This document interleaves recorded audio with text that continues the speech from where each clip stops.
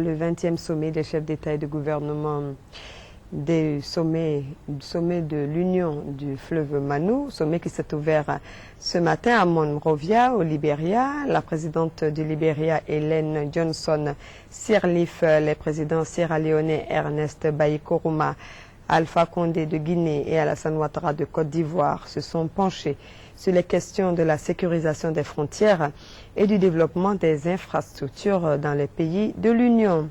Les chefs d'État de l'Union du fleuve Mano veulent dynamiser cette organisation pour un développement durable et pour le bien-être des populations des États membres.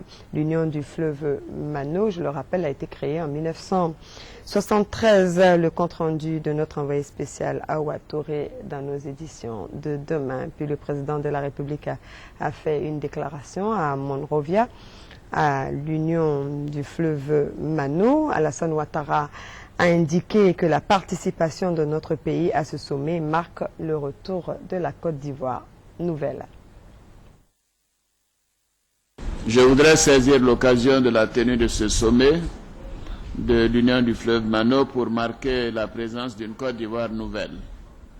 Comme vous le savez tous, en effet, mon pays qui a bénéficié du soutien et de la solidarité de tous les États membres de l'Union sort d'une longue crise de près de 10 ans pendant lesquelles sa marche vers le progrès a été freinée.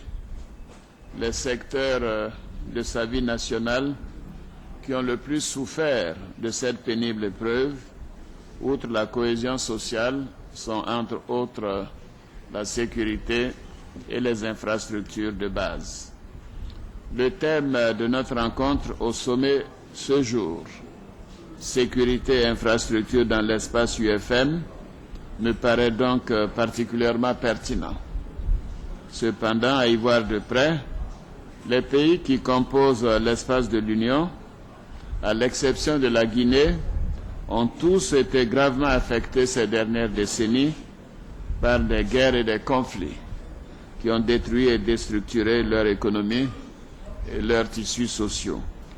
Dès lors, aucune relance économique significative et durable n'est envisageable sans une base sécuritaire solide, des investissements importants pour reconstruire les infrastructures de base.